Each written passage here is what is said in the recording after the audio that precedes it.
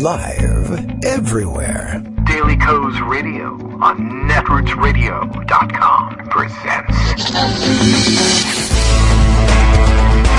David Walton. Kagro in the Morning Show.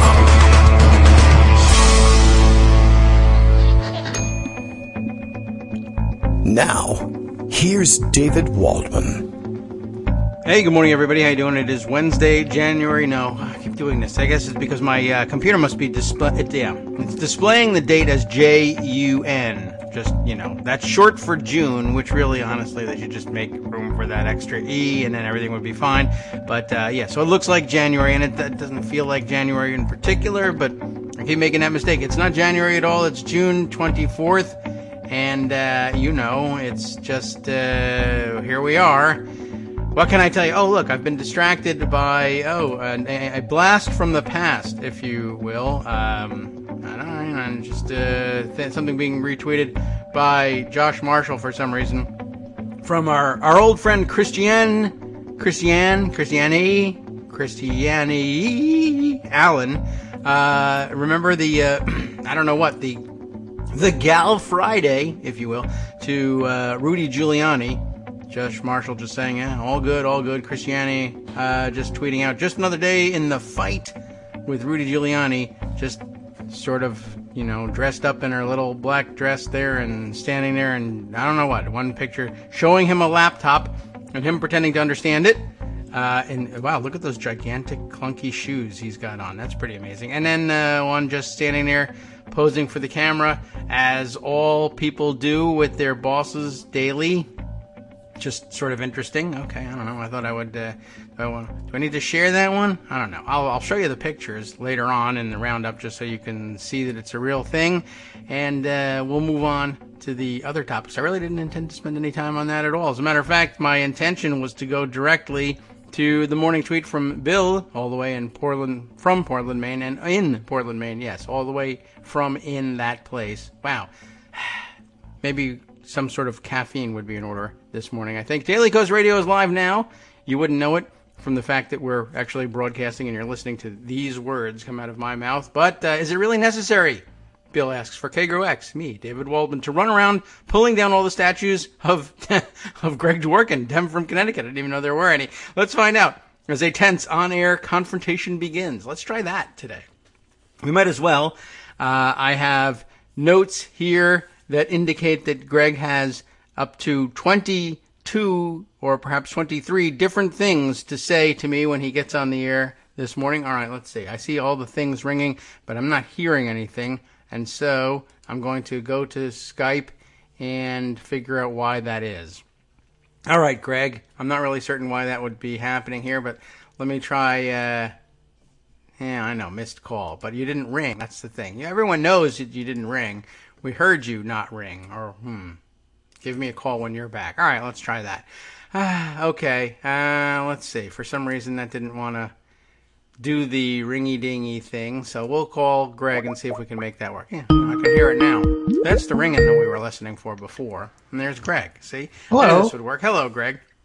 How you doing?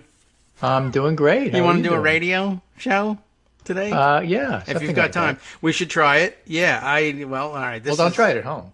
No. This is for professionals. Yes, right. You heard it happening professionally right there. I don't know, just one of those things that, I've got, at the moment, there are now 4 screens running, if you include my phone. 4 screens that could detect an incoming Skype call, only one of which could put it on the air.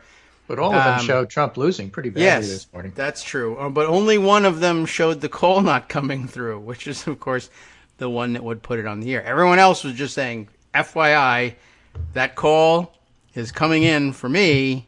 I can't help you with it. It's just there. And the one call is coming from outside the house. Right. So, okay. So before I get to pulling down your statue, which was the suggestion that Bill had for us. It was a great idea. We can get to that. Because I was making dad jokes all morning. That's probably why the statue needs to be pulled down. You know, that famous boyfriend ignoring his girlfriend for the new girl? Yes. No. Well, okay. So the old one is named Trump, and the boy is named America, and the new girl is named Biden, and that's obviously what's happening. Yeah. And it's amazing. The polls say so. Well, yeah. And the big national story, of course, is the increased rapid spikes in coronavirus in the Southwest and in Florida. Well, the statues are getting it. South. But the political story is the New York Times Siena poll having Trump down by 14, Biden up by 14. I have a lot to say about that. Oh, all right.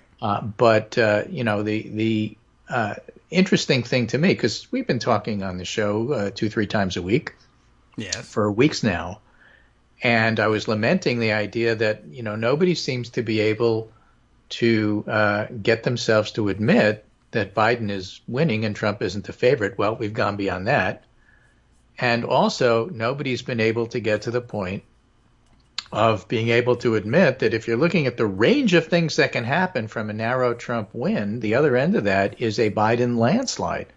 And nobody wants to talk about that. Well, people are starting to talk about that now.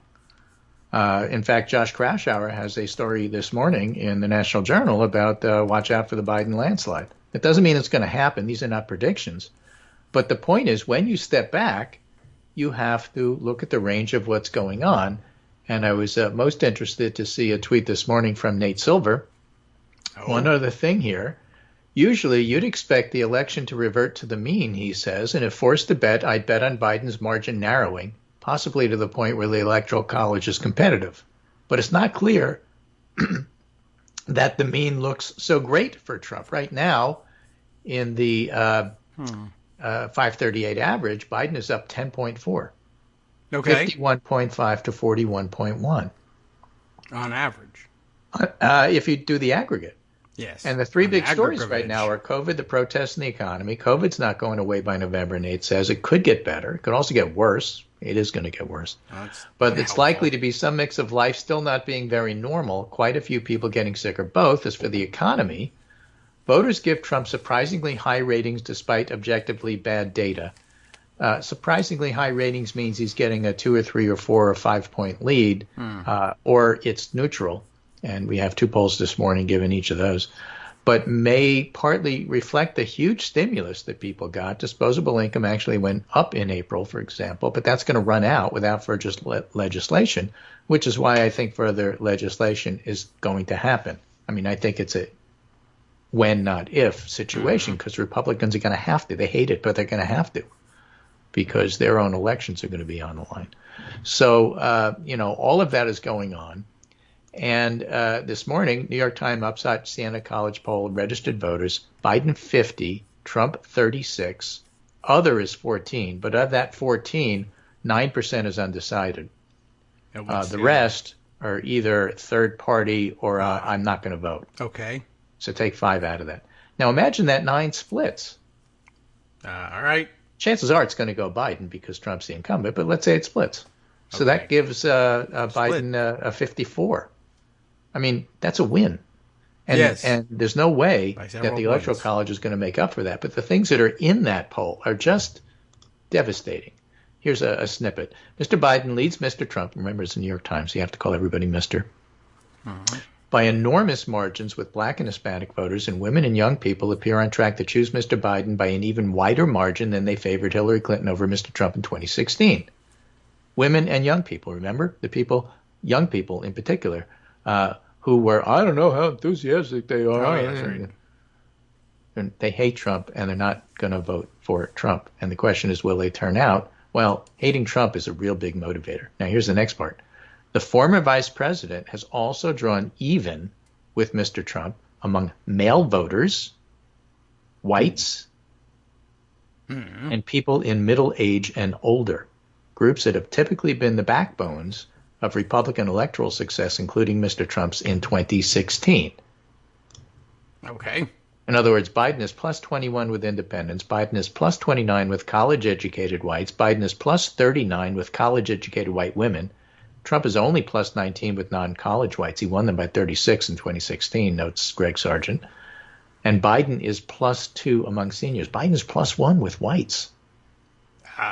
That's nice. It's lovely. But, Trump is in such a huge hole. And, of course, when you say that, people are going to say, well, fight like you're 10 points down. Oh, all right. No. I mean, 10 points down means you lose. Fight like you're 1 point up. Oh. Will you fight differently? Yeah. Okay. Totally. 1 point up means I'm energized because I'm winning. Oh. Although it's so close, I can't let up for a moment. All right. 10 points down is, I'll go through the ropes. I'll go through the motions. Yeah. But no way. Okay. I don't want to feel like that. I want to feel like we're winning, and we are winning. Good. I guess you want people like that. I fight one speed. Yeah. Well, that guy's got to die. I said this on Twitter. All Many right. people have said this on Twitter, referring to the Saturday 6,200. That's a Pascal, by the way. That's the unit. Oh. Half a Pascal showed up for Trump yesterday in Arizona, but a full Pascal showed up in Tulsa. And Michael Moore, you may remember, was ranting about the fact that, look at all these people camped out to look at Trump, and that's why Trump is going to win. You ignore me at your own peril. And I'm looking at this and thinking, look, I definitely would not camp out 5 days to hear Biden speak. No, you just turn on But television. I would camp out 5 days to vote for him. All right. Yeah, you have to do that. Well, hopefully and that you counts won't more. have to. An But unenthusiastic vote is the same as a vote. True. Yesterday, Biden and Obama appeared together and raised $11 million. And by the way, they outraised Trump for the weekend, and they outraised Trump for the month. And the Biden campaign is on track to hit $100 million this month. He's not going to have a money problem. The juggernaut, the Death Star that Brad Parscale has built is kind of creaking and has a big flaw that he doesn't see. That's not at all like the film, though. Well, it'll end like the film. I don't understand why the metaphor. It's a giant juggernaut that happens to have a hidden flaw Which is going to blow up or right something. at the end, and that's exactly what's going to happen. So it was a perfect metaphor. I just don't understand why he picked it. Terrible. Yeah, well, I don't know. He thought it was cool, and he likes dressing in black. He's very tall. Darth Vader's very tall. Maybe. That's probably all I can think of.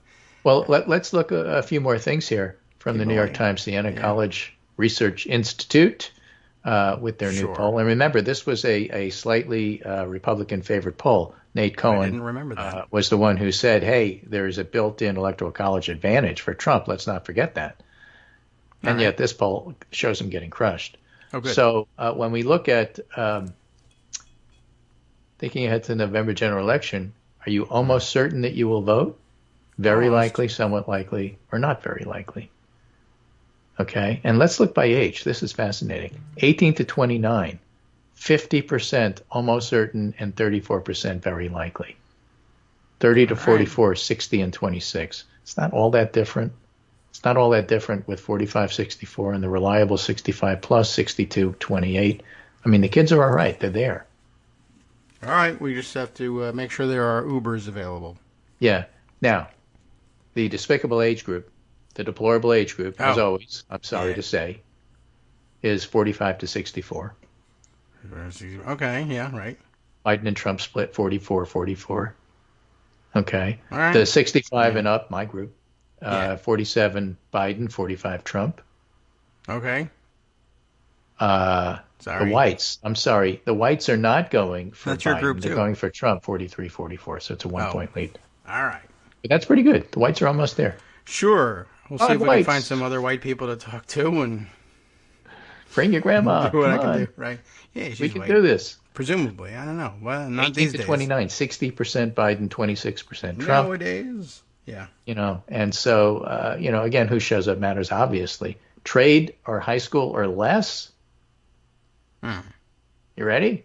High school or less. Or trade. Yes. Okay. Trade school or high school or less. All right. Biden 45, Trump 41. Hey. All right. They're improving the curriculum in trade school. Right, as opposed to grad degree, 69% Biden, 20 Trump. Okay. Well, sure. You get more time to study. The Midwest, 49-33 Biden over Trump. And the individual states will be out tomorrow. But they're going to reflect what we're seeing here. Okay. Well, people love to have that. I'm the Northeast, 54 Biden, 32 Trump. We love Biden out here. We love Uncle Joe. 47-42 Biden in the South. I guess that's and 51-34 Biden in the West.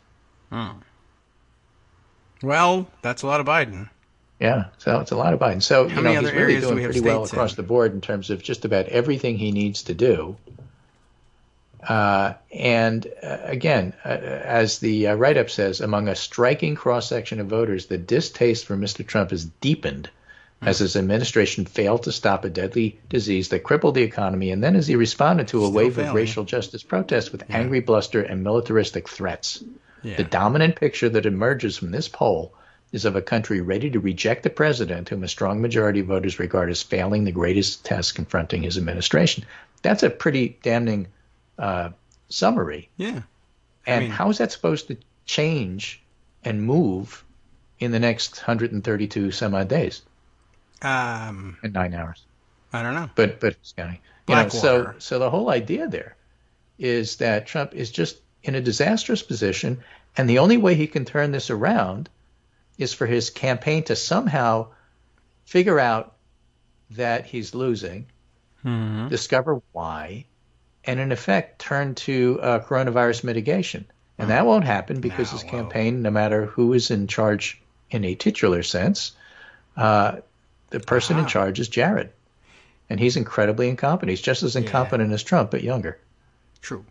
And so the idea that somehow Jared's going to turn this campaign around in 130 days when people are going to start voting relatively is ridiculous. It's absurd. It's not going to happen. The campaign will do the hokey pokey and turn itself around. And that's why it's all about maybe it really, really is going to be a landslide. It's possible.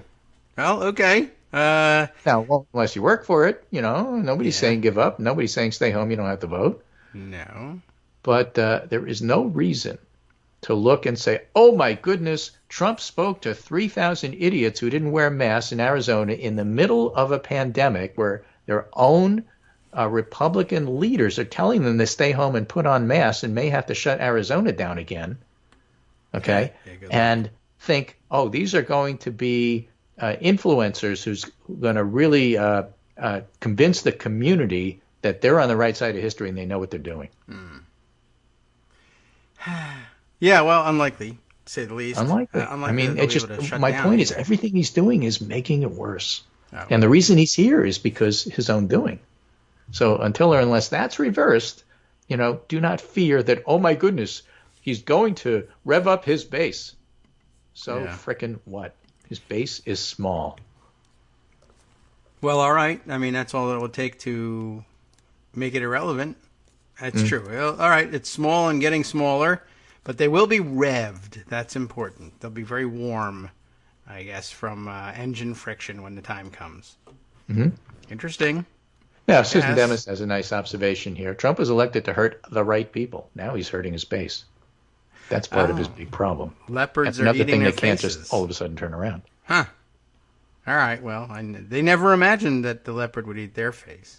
Right. When Donald Trump emerged disheveled and broken from Air Force One Saturday after what was supposed to be his triumphant comeback on the campaign trail in Tulsa, coronavirus, what's that? It was clear that the sheen of his electoral invincibility had finally started to tarnish. National journalists, even one who reported live from a Zamboni ride with him in 2015, snarked on Twitter about the half-full stadium that witnessed his rambling speech, in which he demonstrated the amazing feat of drinking water one-handed. Biden did that yesterday, too, by the way.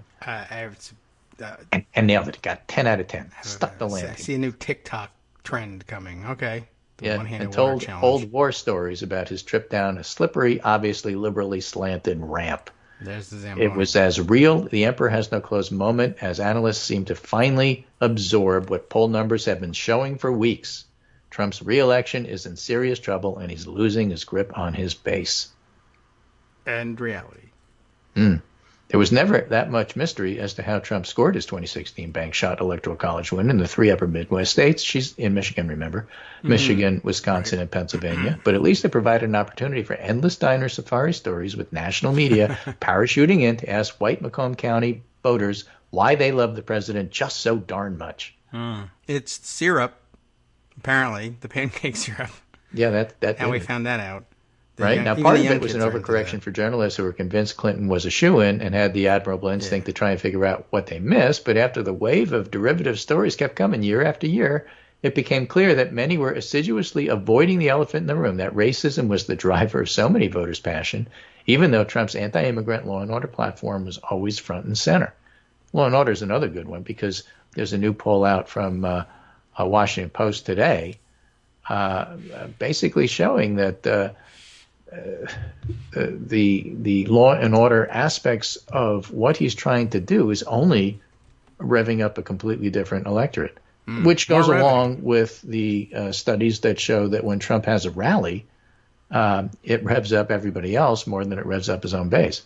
Scott Clement writes for the Washington Post, more than a third of black Americans say they've had occasion to fear being hurt by police after the sorrowful death of George Floyd. They are frustrated, angry, and newly optimistic. Oh. Because things might make a difference this time. And no, not because Democrats are boycotting a Republican measure in the Senate. That may not fly, that Republican measure. And no, the Democrats aren't going to be tarred by the concept of being obstructionists, not when you have huge pictures of Mitch McConnell standing next to a Confederate flag. Yeah. That was the attempt. They don't have the high ground there. It is impossible for them to push it. Well, we would have had reform, but for the Democrat. No, we'll have reform in November when you guys are gone, unless you want to sit down and get serious.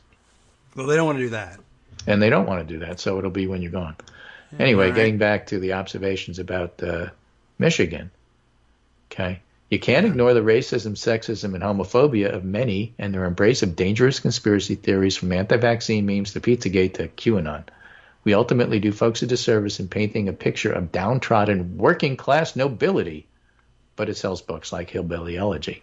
What I've been struck most by in talking to some of the Trump voters over the years is they honestly didn't expect that he'd make them fabulously rich. They didn't think they would personally get much out of it. They were confident that politicians didn't really care about people like them and that good jobs weren't coming back, and they didn't really believe that things would be better for the kids or grandkids, but they did think Trump would hurt the right people at least. That usually came down to believing some combination of him kicking the immigrants out, cracking down on crime, saving unborn babies, and restoring traditional marriage. They couldn't be happy. At least all the less deserving people would get theirs. Okay. That sounds like a pretty apt description of where I thought they were. Revenge politics at its finest, and Trump masterfully tapped into that. But now, basically, to make a long story short, with the pandemic, he's hurting them. And they're not so happy about it. What are they going to do? Well, they're going to go to the diner. Yeah. The diners are closed. We can't figure it out. Yeah, they're going to vote for Biden is what they're going to do. Now, there's this University of Florida poll. Did we cover this? About Duval County in Florida, where the convention is going to go. It was moved out of Michigan. Oh, is that the county name? Okay. Yeah, where Jacksonville is. Yeah, okay. I had no idea. 45% of voters approve of the mayor's job performance and 49% disapprove. He's getting a hit because he's a Republican who generally does things in a bicameral, bipartisan way, and people are starting to take out on him the fact that he accepted the convention. Okay, so he had a net positive job approval rating of 9 in June. All right, and now he's 45-49. Jacksonville voters surveyed gave Ron DeSantis, President Donald Trump's top ally in the state, a job approval rating of 48-50. Now, this is a Republican county who hasn't voted Democrat in something like 35 years. I think they went 1.5 for Trump, something like that. So it's close, like Florida's always close. All right. Capital. Trump has a 61% disapproval. And here it is. Trump, who carried Duval County by 1.4 percentage points in 2018, trailed his Democratic opponent, Joe Biden, in this county alone, not Florida-wide, by 7 points. All right. Okay. So they're not happy about the convention coming. They think it's going to expose them to coronavirus. It will. They're not happy with Trump. And the whole thing just smacks of, you know what, Florida's always going to be close. Florida's always going to be a 2-point race one way or the other. There's nothing you can do about that. But this time it might be on the Biden column side of things. Yes, yeah, and I don't know. I mean, maybe, we'll have to wait and see what happens with the convention. I suppose it'll always be relatively close. But I guess if you murder a bunch of them, maybe it would change. More polling. This is from Nick Gorovich. I got some nice Biden, really nice Biden story to tell you after the break. It's a little too long to start now, but Nick Gorovich is doing week 14 of the Navigator survey, and he says, while everybody's going nuts over that New York Times poll, we've got our weekly Navigator release out this morning, too. And they're about to quit. Wednesday. And guess what? It's just as crappy for the president with a job rating of 41 to 58. Now, one observation, again, I would make. If Trump is 41 to 42% job approval, okay? Right. And he's 40 point something, I think, in the 538 aggregate, with a 55% disapproval. Yes. Okay, that's giving Biden a 10-point lead. You don't have to have Trump drop to 35 for him to lose. If he stays where he is right now, he loses. All right. Well, yeah, that's true. I mean, you know, I've been conditioned now by his sort of politics. For the revenge part, I want to see 0% everything. Totally. I mean, I'd be much happier when he's below 40 than if he's 40 into point dust, something. orange And dust. not that it makes a big difference, Tang. but it just looks better. Yeah.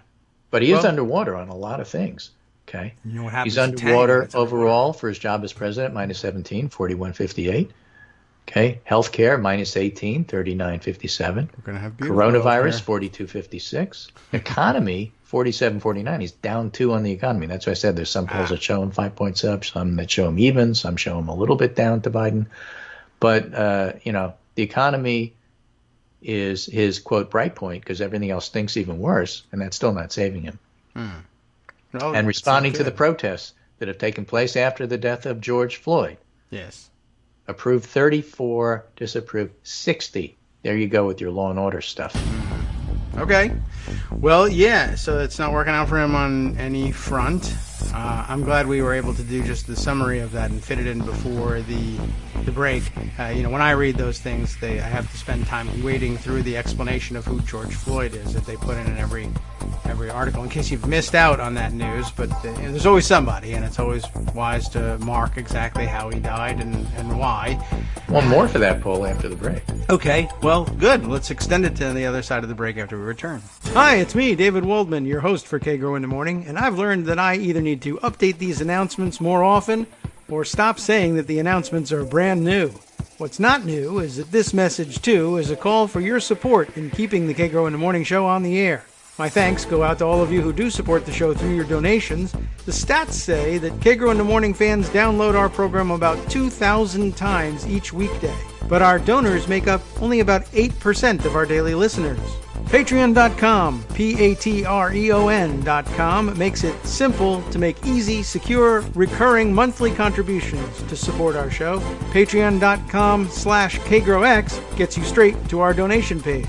If we're helping keep you sane during the Trump era, consider what that's worth. $1 a day? 50 cents? One thin dime?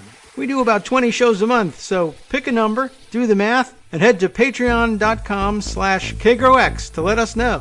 Thanks again, everyone, for all your support.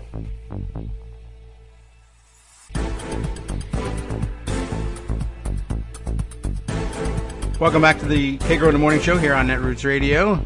We continue on with Greg's segment here, although we've been discussing the latest in the Aunt Jemima, the ongoing Aunt Jemima story, which I can't believe is still ongoing. Well, I'll save that for later. Well, it's partly on, ongoing because of the half a Pascal rally in Arizona. Yeah, that was kind of bizarre.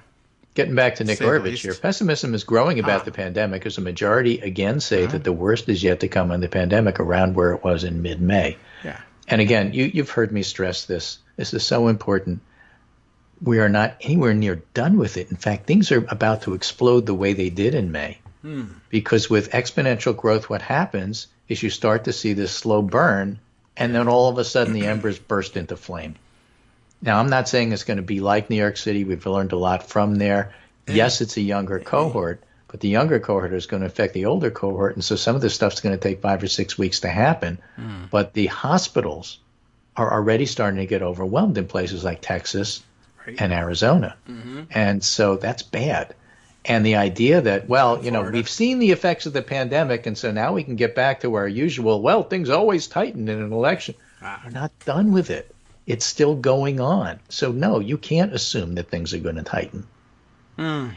Yeah, well, that's bad news. If all of the voters are sick. We're also seeing growth in the number of people who want more aggressive social distancing measures put in place, as 40% say that, while 20% who want to relax measures and 36% stay the same. And that 40% who want social distancing measures put in place, that number hasn't hit 40 since mid-April. So we're going back to where we were before. Oh. Okay. Just an in states where the number of cases are increasing, 48% say their state is moving too quickly to reopen, and 12% say not quickly enough. So the voters within those individual states, like Texas and Arizona and Florida, are not happy. Yes.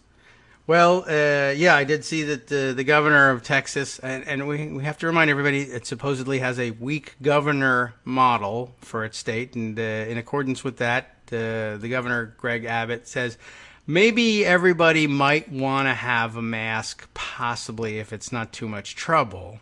Yeah, maybe you might want to stay home. Yeah. But I'm not going to do anything to make it official. And maybe I don't know, maybe he can't. Maybe it is, they keep mentioning every once in a while, they remind you that the governor has very little power there in Texas, which is a little weird given how authoritarian the Texans appear to be. But I don't know, maybe it's for the best. Maybe the lieutenant governor can be prevailed upon. But he would just like you to know that please, if you can spare it, and you can find it within your heart to do so, don't mess with Texas. It's gotten a lot less strident. It's a leadership bully pulpit issue. If he's out there saying, like Cuomo, that this is what you have to do and this is real, and you do that 2 weeks ago, maybe they're not where they are now. Now they are where they are now. You got to do this now so that you're not where you're going to be in 2 weeks, because the trend is pretty bad. Yeah. Now, Gorovich's last slide here. This is one interesting slide, as it shows the public is paying attention to what's going on with the number of cases in their state and in the country. Voters are fairly accurate in their description of what's going on. More than 3 in 5 Americans feel the number of new cases in the country is increasing, and among those in states where the number of new cases is growing, 2 in 3 are aware. Well, so 2/3 of a growing state like Arizona, they're well aware of what's going on in their state, and that's why the optics of what Trump did yesterday with his half a Pascal event is so bad. More I think should be aware, but it might be enough. Well, it's got to be in the nightly news. It's got to be in the local news. That's where people get their news from, and it can and it will be. I think it still needs to be in the commercials. Quite honestly, that too. Lincoln Project is doing plenty of work on that. And it's interesting because people are now saying, you got to be careful of the Lincoln Project because in 2024 and in 2022 they will be our enemy. Yeah, it's true. I know. For now, well, but go for it. I guess. Never Trumpers are not Democrat. They're never Trumpers. Right. That's okay. I want their votes. Go for it. And at least I want their. And they're not namby-pamby about it. They're willing to go for the emotional jugular that we aren't. So let them do it. Yeah, I mean, what are we going to do? Tell them not to? Don't do that because they're a free country, and then they'll run ads against us. We're saying we're not letting them. Yeah. I mean, yeah. You'll have to fight them eventually, right? Anyway, that's all inside baseball stuff, fighting them. It doesn't matter. They have great ads and people are going to see it. And if you do have those people who are starting to pull away, as the New York Times Siena poll says, go for them. Again, the hardcore racists, you're not going to be able to touch. Calling everybody in the South a racist is counterproductive. Okay. Includes people like Doug Jones. True. When you do that, you can't paint a broad brush like that. It's just not good politics, and it's not smart. So let me tell you a happy Joe Biden story. All right. Okay, and this comes from Stanley Crute, who posted this on Twitter. We need Joe Biden. We need a mensch from Rabbi Michael Beals of Delaware. Okay. People in Delaware know something about Joe. He goes home to them every night. Yeah. The story I'm about to share with you is about Joe Biden, and it's special. In fact, I'm fairly certain I'm the only living person left to actually witness this firsthand. About 16 years ago, what was this? Yeah. Says the rabbi, I was a young rabbi, brand new to Delaware, on my way to lead a minyan, a Shiva minyan. So it was someone's not living in this. Yeah, so it was a funeral worship. Yeah. A worship service following the death of a Jewish person. I was from California back then. I didn't know Claymont, Delaware from Scranton, Pennsylvania. So a bit of background. When somebody passes away in the Jewish faith, we observe 7 days of mourning called Shiva. We gather a group of 10 Jewish adults together to say the mourner's Kaddish. It usually happens in a person's home. Somebody dies, you have it there. It's somewhat intimate. And in this case, the deceased individual, her name happened to be Mrs. Greenhouse of blessed memory, had not been a person of means. So she lived in rent-controlled senior housing in a tall high-rise building. Her apartment was too small to fit everybody in, so we conducted the worship service in the building's communal laundry room in the basement of the high-rise. We got 10 elders together, and it was in this most humble of places I began to lead Kaddish, the prayer for the dead. So toward the end of the service, the door at the back of the laundry room opens, and who walks in but Senator Joe Biden, head lowered, all by himself. Mm-hmm. I nearly dropped my prayer book in shock. Don't. Senator Biden stood quietly in the back of the room for the duration of the service. At the close of the Kaddish, I walked over to him and asked the same question must have been on everybody's mind. Senator Biden, what are you doing here? And he said to me, look, man, back in 1972, when I first ran for Senate, Mrs. Greenhouse gave $18 to my first campaign. Okay. Now, $18 is significant. Yes. The number 18, the numbers spell out the Hebrew word for chai, or to life l'chaim, but it's also a humble amount. And Biden knew that, and he respected it. He said that's what she could afford. And every 6 years when I'd run for re-election, she'd give me another $18. She did this her whole life, and I am here to show my respect. All right. There were no news outlets at our service that day, no Jewish reporters, no important dignitaries, just a few elderly mourners in a basement laundry room. And Biden didn't come to that service for political gain. He came to the service because he has character. That's pretty good. He's a mensch. He may really be the only living. Well, I mean, I guess Joe Biden. And yes, and at this point, including Biden, he's the only living person. He came to that service because he's a mensch. And if we need anything right now when it comes to the leadership of our country, we need a mensch. I know this is a simple, small story, but I tell it to as many people as will listen, because I think that in their heart of hearts, when people are trying to think about the decision they'll make this year, this is the kind of story that matters. Biden's a mensch. We need a mensch. And that's the story. All right. That's a good one. That's quite a remarkable thing. I'd like to know how he dug out that information. A mensch, by the way, is a person of integrity and honor. Yes. That's what it means to be a mensch. And so it's a high compliment, right? Yes. You want to be called a mensch. You don't want to be called a schmuck, okay? Right. I'm just saying. That's it's an amazing bit of data that Biden was able to dig that out or knew it mentally. Like, at what point does a person running for Senate for the first time in their life get notice of someone's $18 donation? Yeah, I mean, do you remember an old movie? I think it was an Alan Alda movie, The Seduction of Joe Tynan. I remember the title. He's running for office, and he's got this Rolodex. And every time he makes one of those calls to get money, he opens up the Rolodex and says, "Hi, Mrs." And then he looks at Greenhouse. And then the Rolodex says, "You're married, have 2 kids. How are the kids?" Sure. Their names are, that works. Oh, I'm so glad to hear from you. Joe's doing good, and, Gina's doing terrific, Yeah. This was something different. Okay. Well, I mean, even if he has such notes, I mean, well, for one thing, you'd have to dig it up because you saw, a death notice somewhere. But you, even if that's what you rely on, well, good on you. I mean, I remember that was a big thing for Bill Clinton, did that sort of thing. But then, if you remember it, or if you say, I have that note, who cares? That's different. I only care if I'm on the phone with that person, as opposed to, hey, I just heard that person died. What's my notes on them? That's right there. As opposed to, oh, well, they're dead. Bye. What do I care, right? So even if he's keeping notes, that's because it's just sort of amazing. That's pretty old-timey, I think. Yeah, but, again, and I said this a long, long time ago, back in the primaries when I didn't particularly have a horse to back.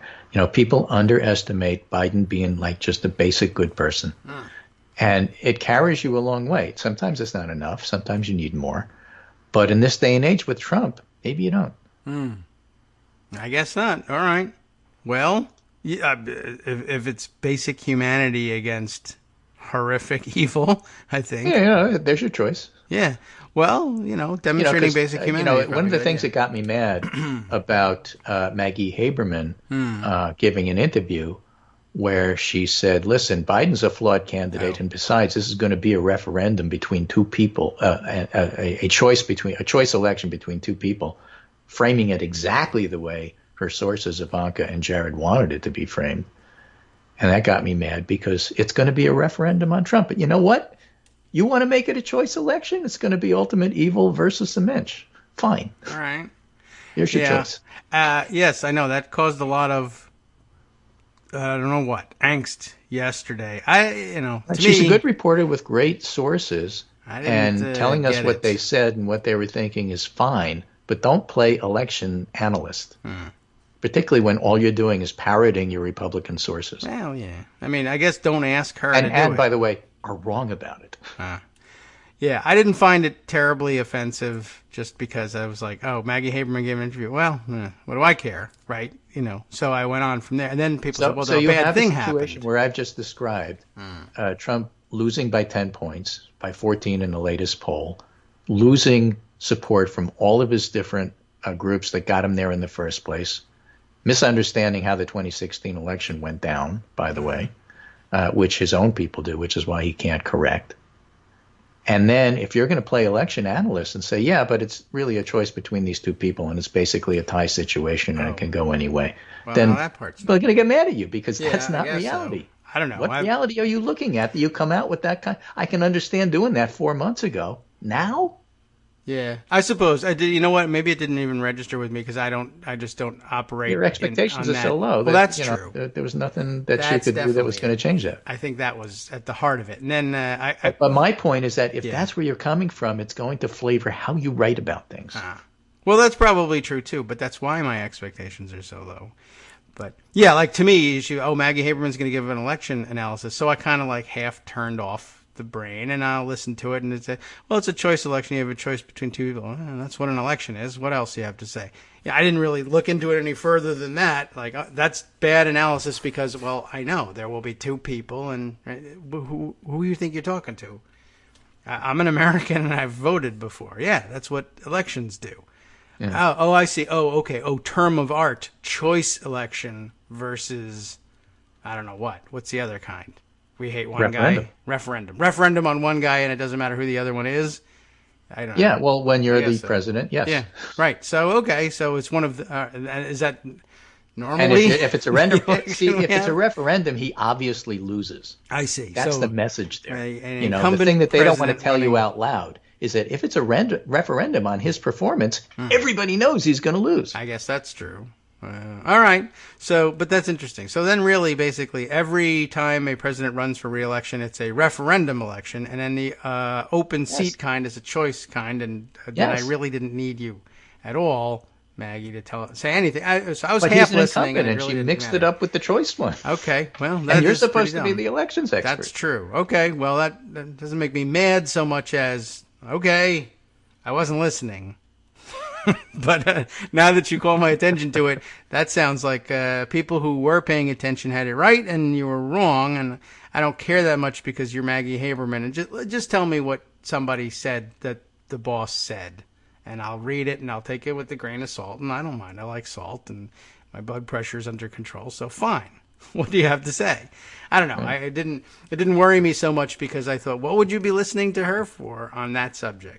But well, I didn't want to, but it came across my Twitter stream, and so I really, All right. It was just. And the dog's also weighing in on this one. I had a feeling that something happened yesterday where I said we got to get Abby's opinion on this, and I can't remember what it was, but she does, so that's the important point. All right. Well, it sounds like it's about time for someone either to. It's Wednesday. Wednesday's garbage pickup day. Garbage pickup. Oh. Okay, ours goes out tonight. You see, that's the confusion. Right. Well, Abby knows. Places. Okay, good. Anyways, Abby's here with the truck, and she's going to go out. And he always has biscuits for her, so she's very happy about it. Like fresh, not out of the garbage. That's good. Fresh. Yeah. But she's a dog. She doesn't care. Right. Well, that's why I wondered. Okay. Well, that was. She thinks the garbage truck smells good. What can I tell you? Believe me, I understand. I'm not a dog owner, but I see what dogs like sniffing, and it's, to me, not a surprise. Garbage can truck probably smells a lot better than some of the other things. Right. Jamel Bowie has a great column in the New York Times. The boy who cried fake news.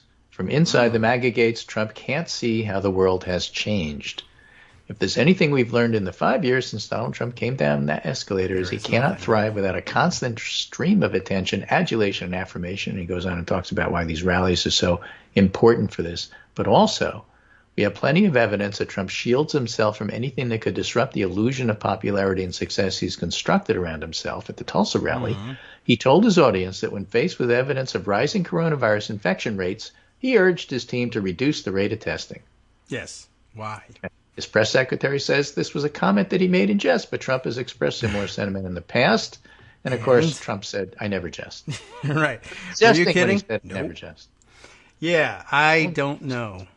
I thought I did hear him. I think they said, did they ask him were you joking or were you kidding? Because he answered, question. I never kid. Was the answer. That was an answer, right. And I thought you were asking, I date kids, but I don't ever kid. I didn't understand what the point of the question was, but I got you now. All right. The obvious problem with building a cocoon of praise and sycophancy around oneself, as any failed authoritarian could explain, is that it hinders one's ability to respond to conditions on the ground, whether that's a pandemic or a presidential race. You can't change course if you refuse to see what's happening in front of you. He rejects his poor ratings on the pandemic and the protests, and so he continues to do the things that have placed him in a historically weak position for an incumbent president seeking re-election. If Trump were less cloistered, he might know that to improve his prospects, he has to speak to voters on the fence between him and Biden. He has to address their fears, but because he lives within the confines of a gated MAGA community, Trump has no sense of what the skeptical public wants to hear. This, too, is apparent at his Tulsa rally. And it's not just Trump. The more bad things happen in the country, it just solidifies support for Trump. One North Carolina Republican Party county chairman told Politico in a story on the belief within Republican circles that coronavirus is on its way out and polls are unreliable. So we can't predict what happens in November, which is true. Even with everything I told you today, it's true. But right now, Trump is losing. Democrats are likely to hold the House. Republicans are at risk of losing the Senate. A backlash is brewing. Trump can't see or even sense it. And the point is, if that's all true, they are in no position to do anything about it because Jared is stupid and they don't even see it coming, which is fine with me. Yeah. It will be interesting to see what the actual outcome of all of this is. And so I read one article yesterday that said, several articles that said Pascal's on the way out, and then some articles that said, and, Jared will take over, and others who said, no, Jared is on his way out as well, which sounds like, the sources who wanted to take over are the ones who say Jared. And the senior people who predate Trump in the Republican Party, like Karl Rove, will take over. Oh. Rove is advising him, by the way. Well, yeah, I guess I should figure Now, he won't be the person, but people like him who have been there that long would be the person. Yeah. Bill Stepien, who I guess used to work for Christie, is Wings and other people like that. But again, bossy. Trump doesn't want to hear it. He doesn't listen to them. He only trusts Jared, and there's only 132 days left, so I don't see it. All right. Yeah, I find We're it not amazing. spending a lot of time on the primary Jared yesterday because we don't really know who won. Oh. No, but all indications are that, I don't know, well, people are watching closely. It wasn't a blowout, except for Alexandria Ocasio-Cortez, who just cleaned up. Right. As expected. And, there were some people who thought... And Eliot Engel probably that wasn't going to happen. Yeah. Which is fascinating. Yeah. I'm old enough to remember Mario Biaggi, who Engel beat as a reformer. Yeah. Back in the day. Biaggi was actually under indictment. Engel's not. But still was favored. Yeah.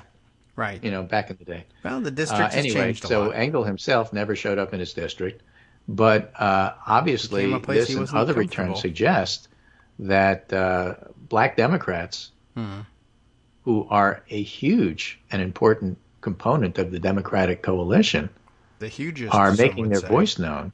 Yeah. And replacing liberal, white, older, party-supported politicians. Yeah, who are perfectly nice folks, but... Yeah, but exactly, don't necessarily reflect who the party is and where it's going. Or the district. And after Black Lives... And these are all districts that the Democrats are going to win regardless. Yeah, so different ones. It does not put the House at risk at all, And so it's just fascinating to watch pragmatic voters say, you know what, maybe our time is now, and buy. Yeah. All right. I mean, I like it. I feel, it's mixed feelings. I mean, there's no really, I don't know anybody who was a huge Elliot Engel fan. I mean, something of a foreign policy hawk. Yeah, right. True. And so in some places he'll be out of step with the more progressive wings of the party, but it's like, yeah, he was otherwise a very serviceable Democrat. We're not purging him from the party. We're just saying, you know, this district looks and feels different from when you won it. And that's what happens in politics. The people vote for people who are kind of like them. You know who would be feeling this a lot? Vision. And trying to figure out what it all means if your party is changing beneath you. Yeah. And for positions like opposing the Iran nuclear deal, it's got to make Chuck Schumer nervous. Yeah, probably. You know, I mean, he's not endangered, but it's just got to make you nervous. Because, you know, you get to be a certain age and you think seniority matters for everything. Yeah, well. And it turns out sure. it doesn't. I'm a senior. Seniority matters. Right. And the more I'm senior and the more I'm seniority, the more it matters. More. Your younger colleagues are saying, actually, not so much. Yeah. But in my day it did. Well, this is not your day anymore. That's the whole point. And in your day it didn't, by the way, but okay. I can remember senior docs within individual practices who thought it would be fine to get paid the same highest amount in the practice, but cut back to part-time. I'm sure they did. And the younger doc said, that's cool. We respect you, but you're getting your salary cut. What? How could you do that? Yeah.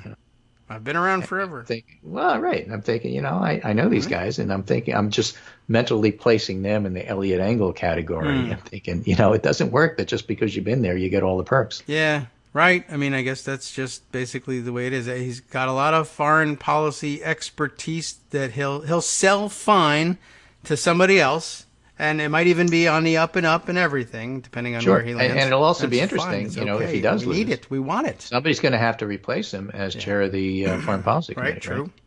Whatever it's called, Foreign Relations. What are they calling it these days? Foreign Relations. House Foreign Affairs Committee, or is it Foreign Relations? I don't remember anymore. So they'll pick another hawk, is what I'm saying. Very likely, although let's go look at the makeup. Because everybody of the knows that if the Democrats are on hawks, you look weak, right? Because that's what that generation thinks. Right, because hawks are giant and muscular, I guess, as compared to I don't know what. But you could pick another animal. Which would Peacocks, be fine. Obviously. Yeah, right. True. That's available. Let's see. I don't know what the next makeup of the next committee will be. I guess it depends how many new incoming freshman Democrats there are. Right. But, it's not... I haven't gamed it out, but I'm just saying it's going to be an interesting dynamic there. Yeah. I'm taking a look down the roster. And it suggests to me, in the end, that what it means is Schumer's going to be a lot nicer to progressives. Yeah, maybe, especially in New York, power base shifting there. Yeah, I guess it is kind of a hawkish group here in foreign affairs. It's a little bit self-selecting too. People who want to be assigned to foreign affairs have generally one of two backgrounds. One is like international affairs / intelligence, and the other is I have a gigantic ethnic group in my district, and who's really interested in one thing or another thing, right? About how things are going back home, back in the old country, and so therefore I need to be on hand at the Foreign Affairs Committee to represent that constituency. So one of the obvious ones there is well, how do you stand on Israel? Yes, pro-Israel, anti-Iran has been the standard. Yeah, and just a reminder with Jewish voters. This is something Jerry Nadler was up for the primary yesterday. Yeah, and okay. He'll win his if he hasn't already. But the reason I'm telling this story is just a reminder that part of Nadler's district includes the ultra-Orthodox, and they hate him. That's interesting. So usually he doesn't win that particular small area. Somebody else does, a write-in or somebody else running. But then he goes ahead and he wins based on the district as a whole. So, it's just always interesting in terms of how one votes if you're going to vote on your constituent issue, as you pointed out. You really have to know the micro constituents you're representing. Yeah. And it's all the more exaggerated in the New York districts where it changes by block or by building. Well, because New York City changes by block or by building. Right. So, and a lot of people from other parts of the country are not used to that. You have to drive all the way across the county to find something different. Right. In some places. And in New York, you have to walk 100 miles wide. And again, growing up in New York or living in Manhattan especially, so how can you live in a place like that? It's so big. Yeah, but I know my neighborhood. My neighborhood is like 2 blocks. I know everybody in my neighborhood. Yeah. Small town America. I know the stores. They know me. They know my preference even before I walk in. It's a small town. Right. And though, I guess what confuses them is that you can but those get 2 blocks there over from there, here. I wouldn't go near. Right. You can get there from here, just don't. Right. So I don't know. Well, it's the more, I don't know, the more things change, the more they change the same. I don't know. That sounds like one of those dumb sayings I would end with. I was born in Brooklyn, and I spent a lot of time in Manhattan as an older adult. With anything, but yes. But my teen years were spent in Westchester. Yeah. In Yonkers. Different. Very different. But I'm just noticing Mimi Rocca, who people may know from TV because she talks about legal issues all the time, looks like she's going to win the Democratic primary there too. Again, pending counting of the late ballot votes. Okay. Hey. What do you know? Television personality. So there's a definite left shift in the New York area, which may not reflect the rest of the country. And that's just fine. It doesn't have to. It's supposed to reflect the New York area. That's the way it works. But the fact that Westchester, which has been incredibly racist in the past and very conservative, is changing is just fascinating. That's an excellent point. Okay, we'll take that one away then, and all of them really. Why don't we take them all? There's really no choice. Thanks, Greg. Sure, we'll talk to you tomorrow. Maybe we'll have some more ideas of who won. Yeah, maybe, and if not, we can still talk about it or pull down statues of forecasters or something like that, and we'll have plenty to do tomorrow. Thanks. We'll catch up with you then.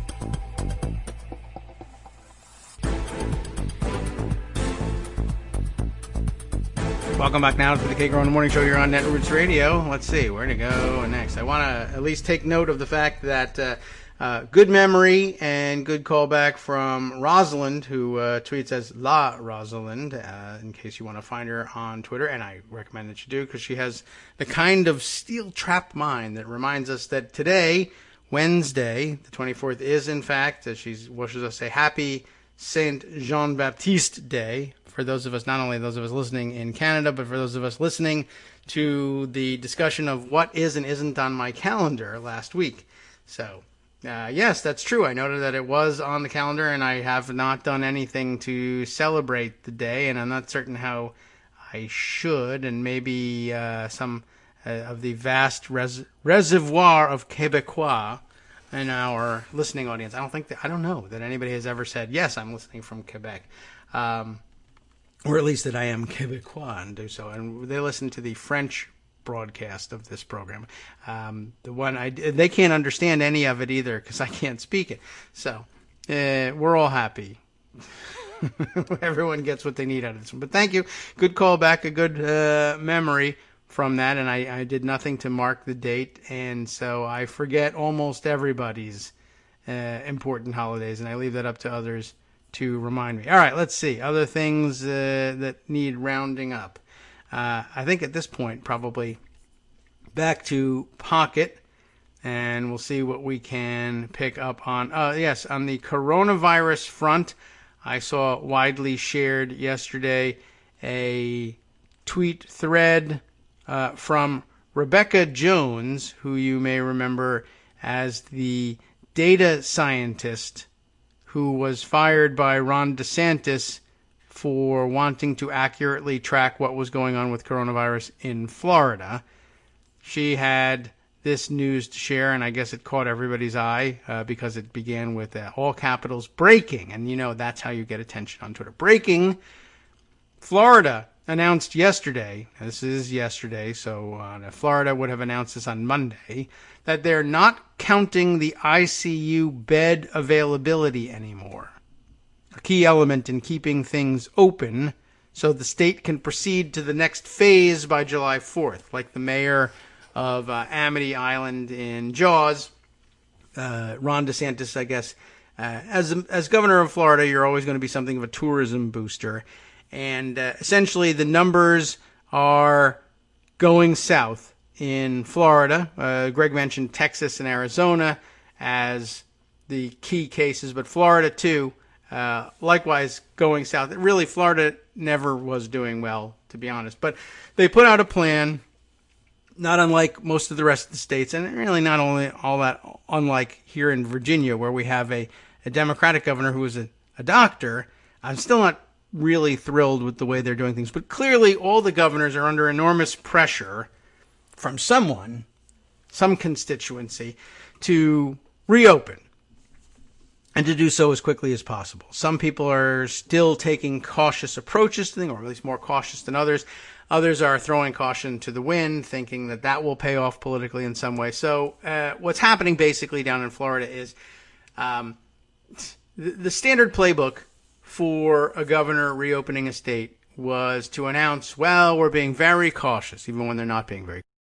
4. Some states have 5. Some states didn't number them, but they made them color-coded. And none of it makes any particular sense. But whatever.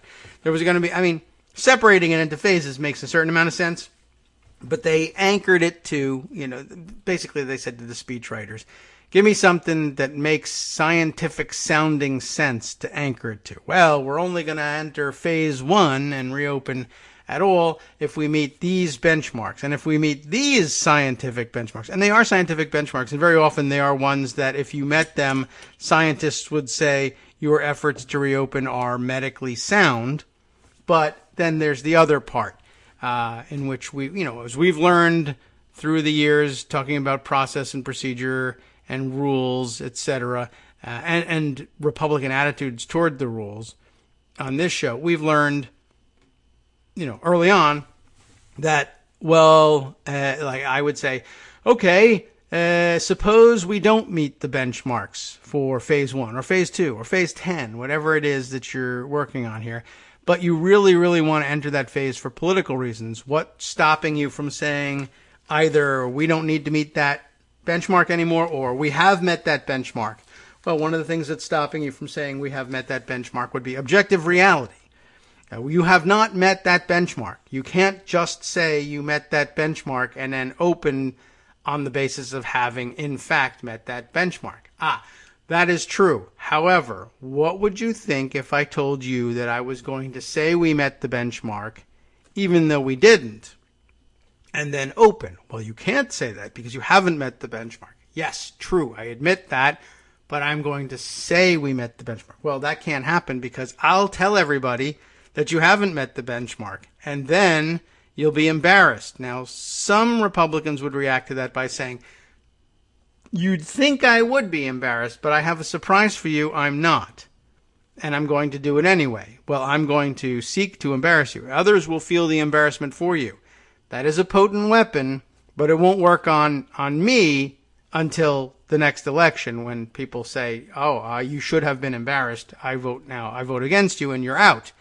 But that's not now. This is the now, and I want this to happen, so I'm going to do it. The other Republican approach is to say, when someone like Rebecca Jones says, no, that won't happen because I will tell everybody that you didn't meet that benchmark and then you'll be embarrassed. I know you don't feel embarrassment. I'm prepared for that. Right, that's true. So my reaction for you is, no, you won't say that because I will fire you and you won't be in a position to say that anymore.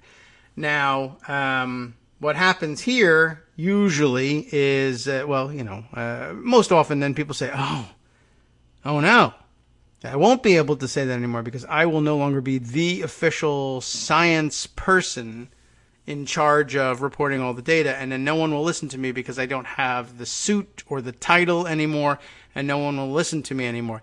Whereas Rebecca Jones said, a very Republican thing of her to say, I don't care. I'm not going to be embarrassed that I no longer have the title in the office. I have the information and I'm going to continue to disseminate it. And it doesn't always work that way because very often our media, and you know what, I think it's kind of happening here now even. the media stopped paying attention to Rebecca Jones because she doesn't have the official imprimatur, doesn't have the desk and the nameplate to go along. And nobody has the suit anymore because we're all Zooming over everything. Anyway, and so she's been striving to put the data out anyway. She's got access to that, and she's even got access to the insider-type people who can tell her what's going on. And yet, she's tweeting this. There's no blue check mark next to her name on Twitter, so therefore, we guess we don't pay attention. Well, somebody's paying attention anyway. Her tweet thread, the lead-off tweet anyway, has been retweeted 26,500 times. But, I won't mention any names, but I did see at least one person say, when I retweeted this thing, I said, that's interesting. I should probably tell you what the interesting thing is. I've only told you one out of the three interesting things, but the key point is out there. ICU bed availability is one of those metrics that they said will only go to phase whatever, the next phase, if we're meeting the benchmarks on ICU bed availability, and they are not, but they want to go to the next phase anyway. So the governor basically said, stop counting that. That's not a metric we're interested in. We're just going to go forward regardless. And Rebecca said, you really should not do that. I will now embarrass you. I will tell everybody what's going on. And I thought that was interesting. I retweeted, and I got a note from somebody else and said, well, is that a confirmed story, or did you just hear that from some internet rando? I'm like, well, I mean, she's not random. She's Rebecca Jones. She's kind of famous for this. But there is no blue check mark. So initially, even a fairly savvy person is fooled by this. And, I do remember her. She knows what she's talking about. That's right. Elsewhere, people will not make that inquiry, and they'll say, some random person. So what's the rest of it? Florida announced they don't care about ICU bed availability anymore. Bedrock part of a minimum basic set of metrics that almost every state, the governors were willing to pantomime the idea that they were going to accept that and set their schedule based on it. And that was supposed to calm fears. Whatever. Some large percentage of people probably said, you're never going to honor that. And some other percentage said, that sounds scientific, and they walked away, and that was it. Now it's all being stood on its head. And there's enough confusion, and the waters are muddy enough that the Florida will roll forward. Nobody's going to stop this thing. And she'll be right and he'll be wrong, and lots of people will die. And what could you do? The Disneyland wanted to open. So Rebecca says, first, Florida says, forget ICU bed availability. Nobody even cares. We're just not going to count it anymore. Then let's see. Was this the one that said this? No, somebody else pointed this. I think the governor himself actually said, we don't want... He was trying to redefine what it means to have ICU beds available. And the weird thing, where was this statement from? Somebody had said that the governor was saying, I don't want to count how many ICU beds are available. I only want to count how many people need intensive care. And it was like, well, the people in the intensive care unit need intensive care. That's what they're doing there. You just want to, I don't want to count people who are in intensive care beds. I want to count people who need intensive care, as though there were dozens, thousands perhaps, of people just hanging around in intensive care beds. Like, it's a bed, and what was I supposed to do? Just leave it empty? I climbed in and took a nap. Well, do you need intensive care? No, I'm not even, I don't even work here. I just was walking by and I found out there was a bed here and I wanted to try it out. I mean, I don't know what difference that's going to make. But anyway, it's stupid. And so Ron DeSantis did it. That's what happens. The second of Rebecca Jones's tweets here, she says, I have multiple sources at the DOH, Department of Health, which is, of course, I think where she came from. Multiple sources at DOH who have just told me they have been instructed this week to change the numbers and begin slowly deleting deaths. That's interesting power to have. Deleting deaths and cases so it looks like Florida is improving next week in the lead up to July 4th, like they've, quote, made it over the hump.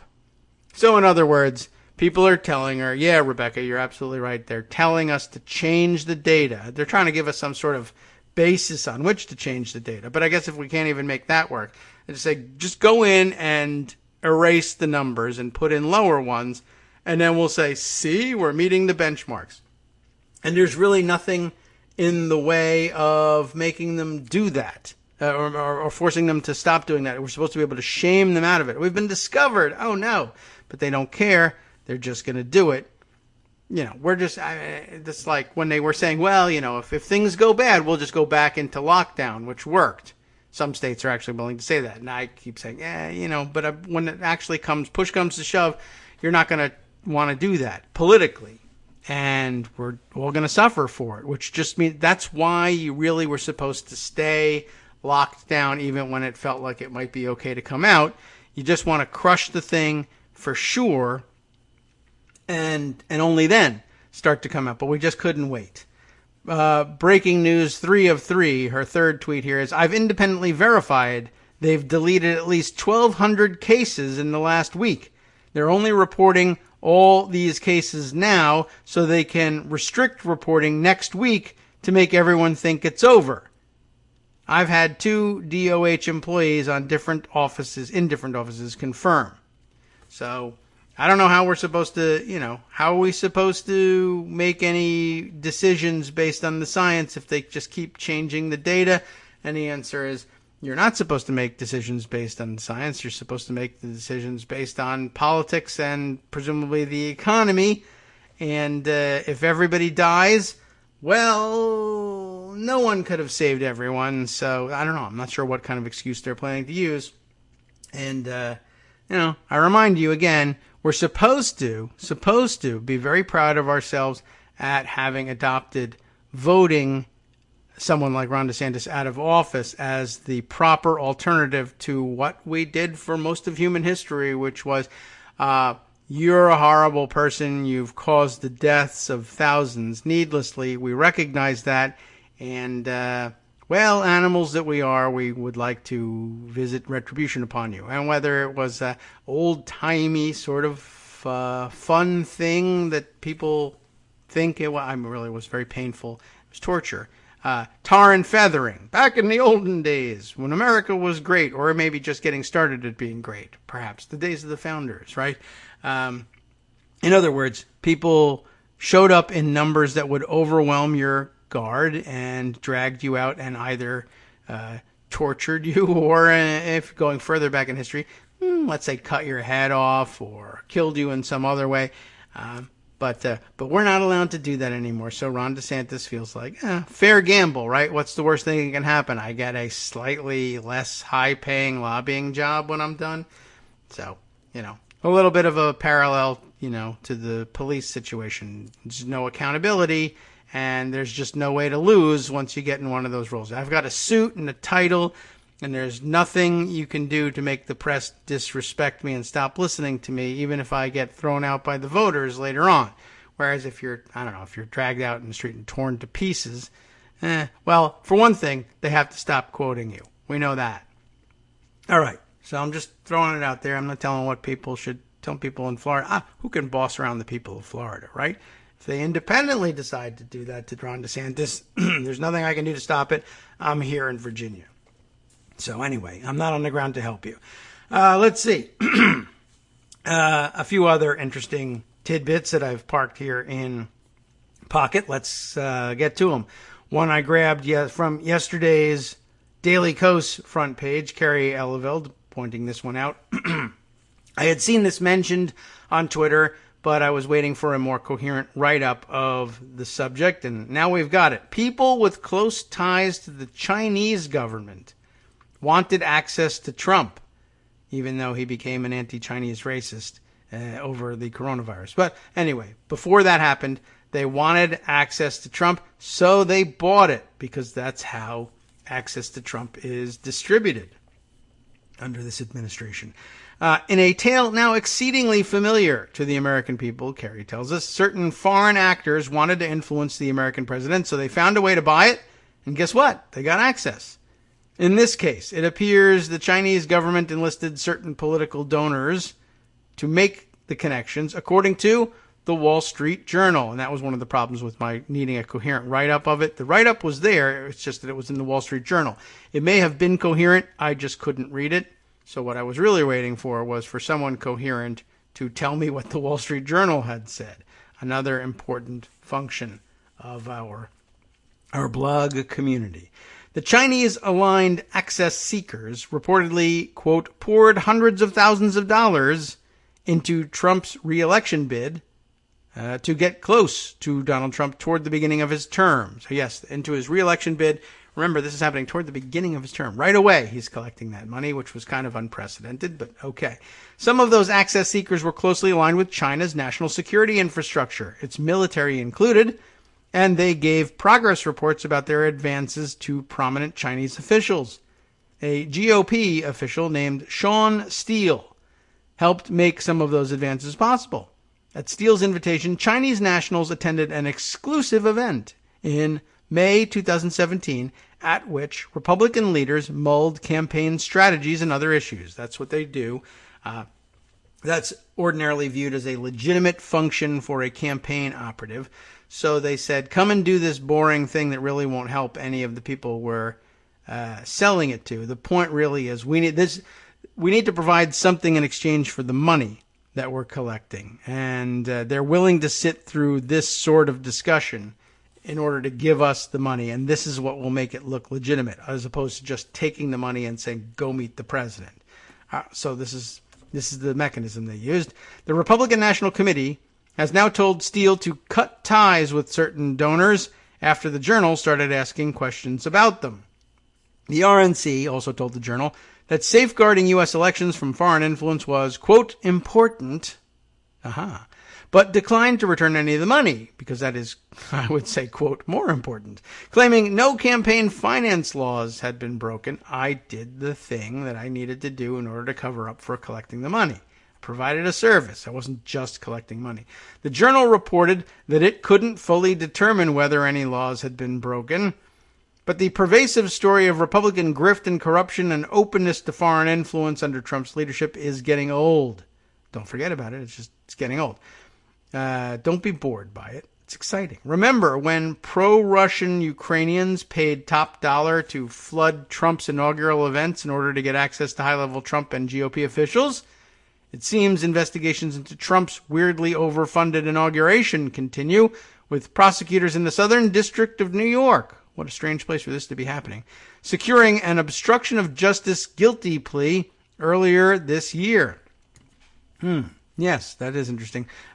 Whose guilty plea was it?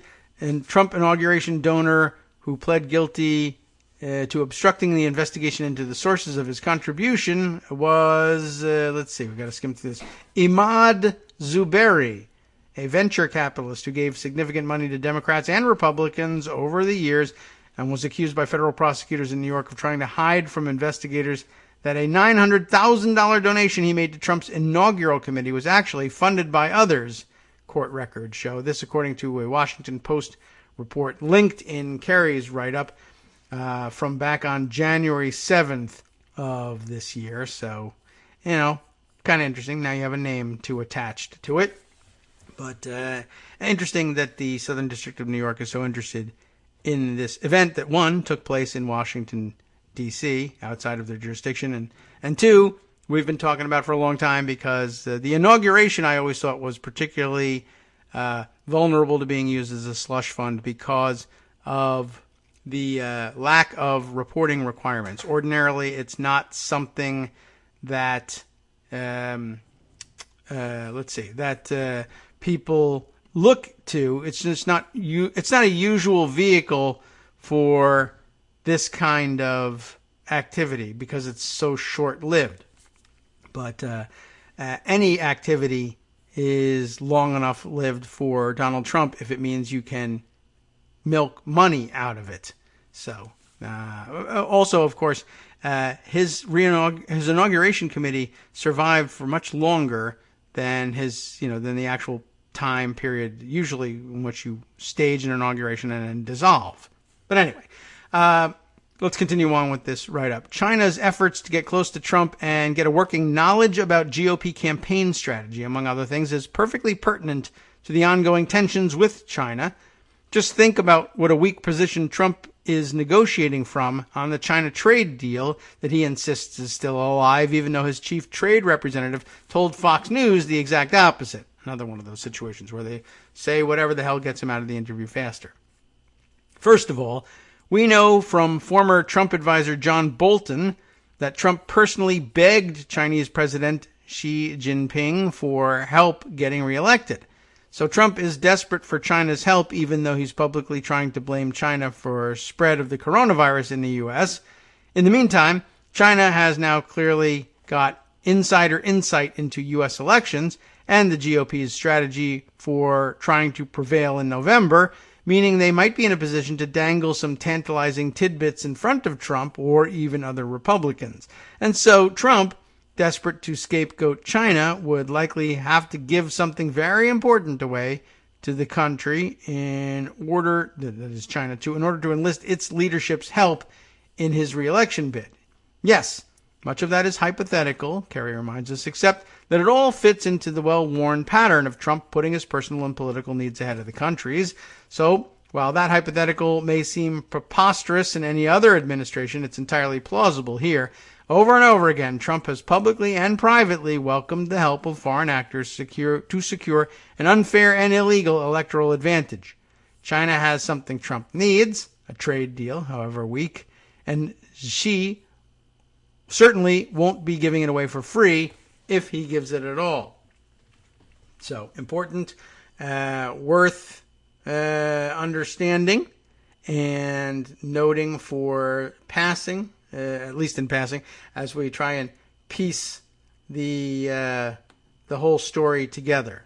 As all the countries that are trying to influence or buy influence with Trump, or at least buy proximity to him, in order to try and read his idiotic body language and try and figure out what might be coming next. Okay, speaking of trying to figure out what might be coming next inside of the American government, this was an interesting bit. This one I think we can get through in just a minute or two. It's just one tweet from Harry Litman, a Los Angeles Times legal affairs columnist and a former U.S. attorney and DOJ official, who notes that the New York City Bar Association has written to congressional leaders, quote, in response to continuing actions by Attorney General William P. Barr that raise the most serious questions about Mr. Barr's fitness for the high office that he holds. That is interesting. I don't know whether he is a member of the New York Bar or not. It seems likely that he might be. But I suppose, of course, they could opt to try to see him disbarred in New York if that was an option. Or maybe it's just that some of the more prominent bar associations around the country, New York, Washington, D.C., maybe, I don't know, Los Angeles or whoever else, might want to join in on that,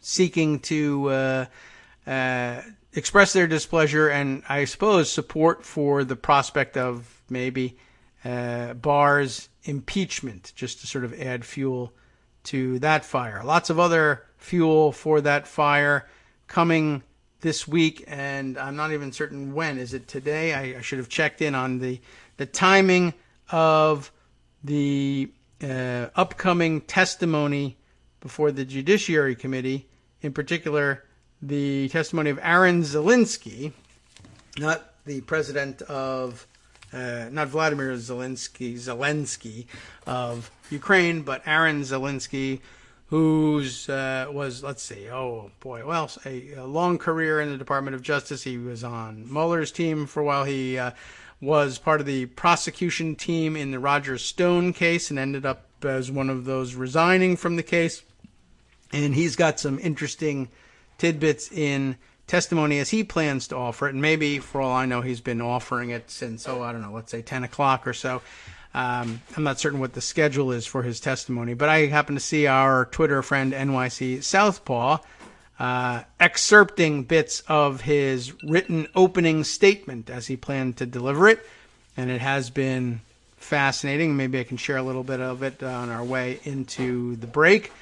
And he shares this screen grab. What I saw, says Szalinski, was the Justice Department exerting significant pressure on the line prosecutors in the case, the Roger Stone case, to obscure the correct sentencing guidelines calculation to which Roger Stone was subject, and to water down and in some cases outright distort the events that transpired in his trial and the criminal conduct that gave rise to his conviction. Such pressure resulted in the virtually unprecedented decision to override the original sentencing recommendation in his case and to file a new sentencing memorandum that included statements and assertions at odds with the record and contrary to Department of Justice policy. What he's saying, of course, is actually contained in the next paragraph.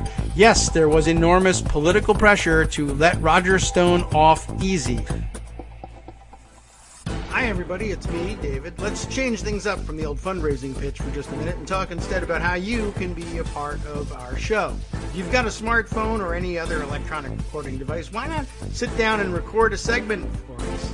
Read us an important article and give us your take. Or read one of your own original essays, or even just give us your commentary on something you'd like to share that's important to you. Then send the file to me at kagrox@gmail.com and I'll try and work it into the show. Short segments, a few minutes in length, are easiest to fit in. And of course, I can't always guarantee that I'll be able to play everything, but if you've ever shouted at your radio or TV about something you wish was being covered, here's your chance to change that.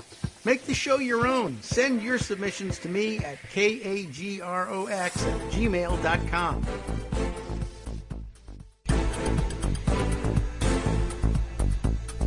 Welcome back now to the Kagro in the Morning Show here on Netroots Radio. Let's see. One thing I could do is I can continue with the excerpts that Southpaw has plucked out of the prepared testimony here. And there's a lot, but maybe what I can do, and also get the background and also get the lowdown on when this testimony is supposed to go forward by going to the New York Times, where Nick Fandos, Charlie Savage, and Katie Benner have put together a report on the plans for Szalinski to testify here.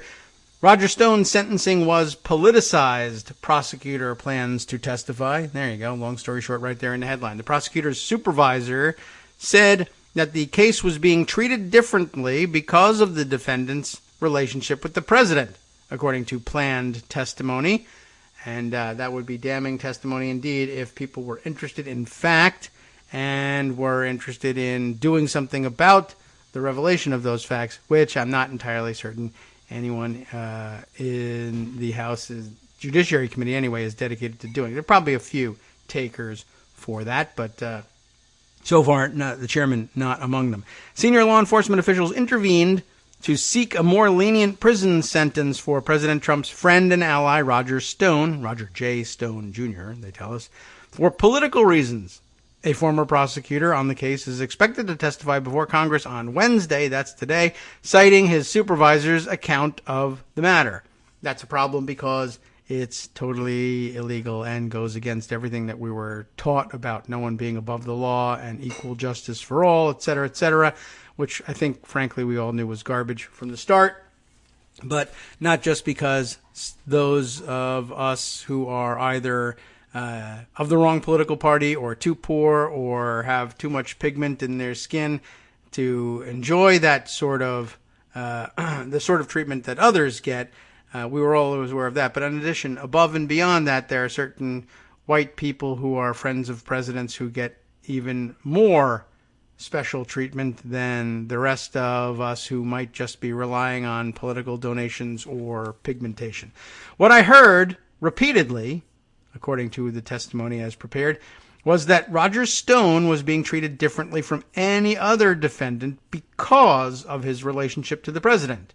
The prosecutor, Aaron S.J. Szalinski, said in a written opening statement submitted on Tuesday to the House Judiciary Committee ahead of Wednesday's hearing. A copy was obtained by the New York Times, and probably by everyone else, too. That's what you do with the written statement. You distribute it ahead of time for stories like this. No magic. Mr. Szalinski is expected to be joined by another current Justice employee, John W. Elias, a senior career official in the Antitrust Division, who will tell the committee that under Attorney General William P. Barr's leadership, so-called leadership, the division, and again, Antitrust Division, was forced for political reasons to pursue unjustified investigations of the fledgling legal marijuana industry and an anti-pollution pact between California and several automakers. Democrats have portrayed both men as whistleblowers who are covered by laws protecting civil servants who share information with Congress. You see what happens to them most of the time, though. Their emergence now, as Mr. Barr battles questions over the abrupt firing last week of the top federal prosecutor in Manhattan, who led investigations into Trump's associates, is certain to fuel charges by Democratic and some Republican critics that the Attorney General has corruptly bent the department to meet Mr. Trump's interests and his own. Yes, and for which he and the President both ought to be impeached. But, whatever, we don't have the votes, etc., etc. But at least in the case of Mr. Szalinski, the second-hand nature of his account of the intervention by Mr. Barr and the acting U.S. Attorney in Washington at the time, Timothy Shea, could undercut some of its potential force. I'm sure they'll plan to attack that. And even Democrats concede that with just months left in Mr. Trump's term, any revelations laid before Congress may have little effect on the fate of Mr. Barr, who has repeatedly and unabashedly defended his actions or the department. But I'll remind everybody here that you can and probably should impeach public officials even after they've left office. Yes, there is precedent for it, and you know what it is. A department spokeswoman said that the Attorney General determined that prosecutors' recommendations for Stone's sentence was, quote, excessive and inconsistent with similar cases, unquote, and noted that a judge ultimately sentenced Stone to about half the time, 40 months, that the prosecutors had originally proposed. Mr. Szalinski's allegations concerning the U.S. Attorney's motivation are based on his own interpretation of events and hearsay at best, not first-hand knowledge, said the spokeswoman, Carrie Kupech. We remember her, adding that Mr. Szalinski never spoke with any member of the department's leadership about the case. We'll see about that. The intervention in the Stone case is expected to be a major focus of the hearing. Mr. Szalinski and 3 fellow career prosecutors recommended to a judge in February that Stone receive 7 to 9 years in prison, in line with standard guidelines, and we know this because we write those guidelines down, for perjury and other crimes related to his sabotaging of a congressional inquiry into Russia's interference in the 2016 election and links to the Trump campaign. Stone, a longtime confidant of Trump's, served as the Trump campaign's principal intermediary to WikiLeaks during the 2016 campaign. At the time, it was publishing information stolen by the Russians and damaging to Hillary Clinton. But as Mr. Trump attacked that sentencing recommendation on Twitter, the department began to work on a new, more lenient recommendation to the judge, meting out Stone's punishment. The 4 prosecutors quit the case, and the request was submitted without their signatures. Ms. Kupech said that Barr had not discussed the sentencing request with the president and that he had decided to intervene before Trump tweeted about it. Sure. Szalinski will say that a supervisor working on the case told him there were political reasons for more senior officials to resist and then override prosecutors' recommendations to follow the sentencing guidelines, and that the supervisor agreed that doing so was unethical and wrong. Szalinski did not say in his written statement who specifically told him what was going on. Jonathan Kravis, another prosecutor who quit the case in protest and, unlike Szalinski, also resigned from the Justice Department, has written in an op-ed to the Washington Post that he resigned, quote, because I was not willing to serve in a department that would so easily abdicate its responsibility to dispense impartial justice, unquote. The intervention came days after Barr had maneuvered the Senate-confirmed U.S. Attorney for the District of Columbia, then Jessie Liu, out of her role and installed Mr. Shea, who had been a close aide from his own office. Szalinski planned to say that he was told that Mr. Shea was receiving heavy pressure from the highest levels of the Department of Justice to cut Stone a break. I hope you can see your way clear to letting this go. You remember the sort of thing that Trump pressured Comey to try to do for Flynn. So, not surprising. And anyway, all this pressure, I guess, got Shea to comply because he was, quote, afraid of the president. He and other line prosecutors were told that the case was not the hill worth dying on and that they could lose their jobs if they did not fall in line, according to the statement. Szalinski, a prosecutor in Baltimore, had been detailed to Washington to continue work on the Stone case that was begun while he worked for the special counsel, Robert Mueller. Stone, citing the spread of the coronavirus in federal prisons, has asked a federal judge on Tuesday for a 2-month delay before he is forced to begin serving his sentence, which he was due to report for next week. His motion said that the U.S. Attorney's Office in Washington has told his lawyers that based on the department's guidance about handling pandemic-related issues, the government was not opposed. It's too bad. I wonder if he's wearing a mask when he's out in public. Probably not, and claiming that the virus is a hoax, but when it comes to getting him out of jail, the virus is very real. According to Mr. Elias's written opening statement, he will accuse the department of inappropriately using its antitrust power to investigate 10 proposed mergers and acquisitions in the marijuana industry. I didn't realize it was mature enough to get to the merger and acquisition stage. But why would they want to do that? Because Barr did not like the nature of their underlying business. Not surprising that he doesn't, but surprising that he would do this nonetheless when the law probably just didn't dictate it as a real possibility. The reviews consumed a large amount of the antitrust division's resources, he said, and document demands imposed a heavy burden on the companies, which were forced to produce hundreds of thousands of pages that the department in some cases didn't even look at.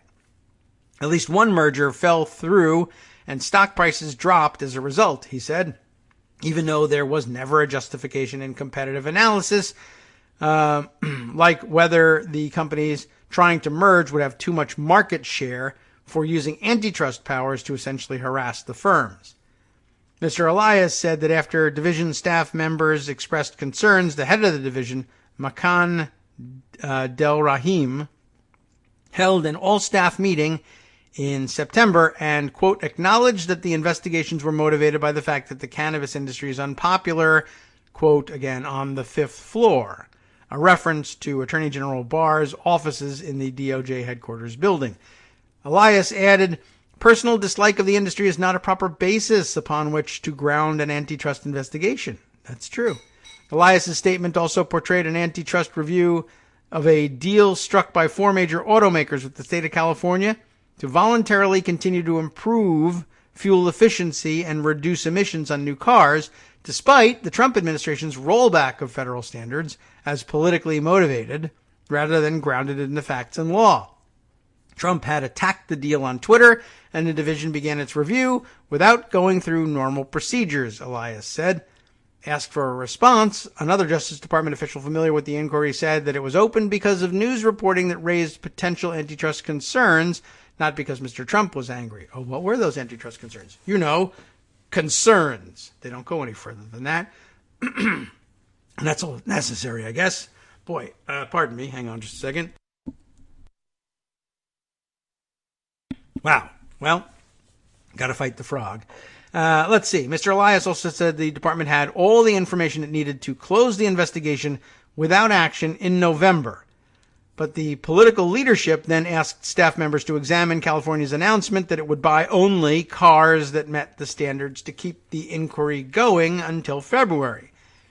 While the testimony from the 2 current Justice Department officials about inside deliberation is expected to be the centerpiece of the hearing, the panel will also take testimony from 2 Republican Justice Department officials from previous administrations, Donald Ayer, A-Y-E-R, who was the Deputy Attorney General under President George Bush, and Michael Mukasey, who was the Attorney General under President George W. Bush. Ayer has been an outspoken critic of Barr, whom he served alongside. Republicans on the committee were the ones who invited Mukasey, so I guess he's there to excuse Barr's conduct. Not terribly surprising. We'll see whether they can open any daylight between the 2 of them.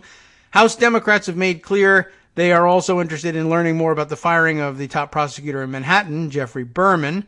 Berman initially and publicly resisted Barr's pressure to step aside. You know that story. Anything new about that one? No. Democrats may subpoena Barr himself as soon as this week to testify, but there's no guarantee he would appear. The Attorney General has resisted such appearances in the past, and his department has promulgated legal guidance challenging the validity of some past subpoenas from House Democrats, effectively shielding officials from testimony. So there's your other big piece of news. Jerry Nadler is going to subpoena Barr. Barr is going to ignore the subpoena, and then we're going to have the exact same fight And, if you think there aren't enough months left to impeach Barr, I can also assure you there aren't enough months left to litigate a subpoena for Barr either. So, but we're going to do that one. So, something. Okay, let's see. I will check in on some... Oh, look at this. Another wacky story flying by, but I think we can safely ignore that one. Wacky, but unhelpful for our last few minutes of the show. Let's see. I want to recommend to your attention, but without reading it for everyone, the Washington Post has put together another sort of fancy layout multimedia presentation along the lines of the one, very popular and very informative one that they produced for the story of the clearing of Lafayette Square Park for the photo op. This time, applying the same level of analysis and multimedia presentation to the very weird decision by the military to bring 2 helicopters into D.C. during the protests and hover them really super low, like below the lines of the rooftops of the buildings in the area, over protesters, and essentially disrupt their protest with the rotor wash, the powerful rotor wash of the helicopters. And no one is claiming personal responsibility for that one, and even the people who are going to be stuck with it are trying to dodge things, saying, we thought something different was going to happen. But this one, subject to the same withering analysis as the operation to clear Lafayette Square Park, so I'm looking forward to seeing public reaction over the next couple of days to that one. Let's see. I thought I would note in passing, anyway, this was one of the things I had yesterday toward the end of the show and didn't get to, just for the record so that you all know that this is happening. Armed protesters march on the Oklahoma governor's mansion in response to police killings of black men. So now black protesters showing up with their own AR-15s. I was going to say, it sounds like the sort of thing that you might want to...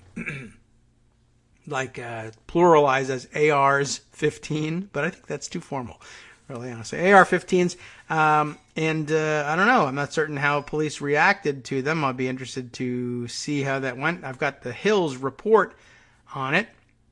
Zach Burdick wrote this up on, this would be Monday's piece for The Hill. Between 150 and 200 armed protesters peacefully marched on Oklahoma Governor Kevin Stitt's residence. He's a Republican, of course. On Saturday, in protest of police killings of unarmed black Americans. Of course, they showed up armed, just to sort of test things, I guess. According to local reports, with some calling for specific Sooner State cases to be reopened. The march was organized by 1,000 Brothers and Sisters in Arms, very clever, a gun rights group for people of color, and proceeded from Oklahoma City's Ralph Ellison Library to the governor's mansion, the Oklahoman reported. Stitt was not at the mansion at the time, having traveled to Tulsa in advance of President Trump's campaign rally that evening, it noted.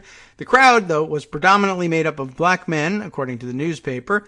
We aren't going to allow people to come into our communities and brutalize us, event organizer Omar Chapman said before the event, the Oklahoman reported. If you come into our community, know we are armed. I wonder how the white gun owners and the 3%ers will react to this. I'm not certain whether they will say, yes, guns, are guns the most important thing to them?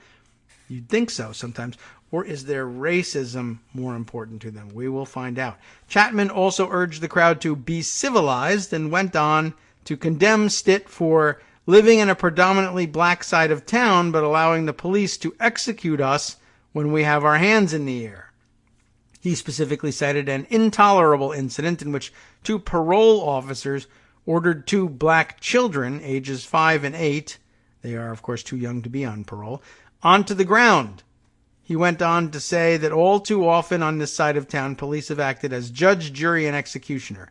Another speaker, Charles Pettit Sr., reportedly urged Stitt to reopen the case of his son, CJ, who was killed in 2015 by a Midwest City, Oklahoma officer, and argued video evidence contradicts the official police report.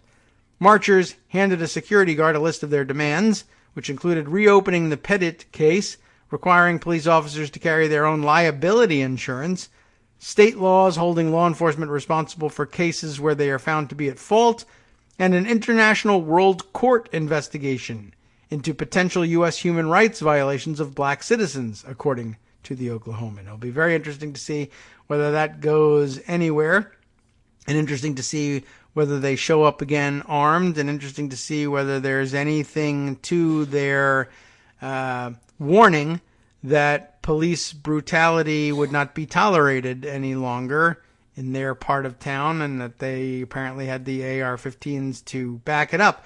To date, the police brutality has police have found a way to control themselves around AR-15s for some reason.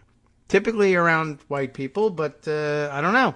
We'll see whether this is a skill they can learn around armed black people in the future, too. I'm curious to find out, but only in the abstract, because I'm afraid I have a guess as to how it will turn out and don't really want to see that happen. Speaking of this, let's see, is this from the same area? No, it is not, but shared with me earlier today.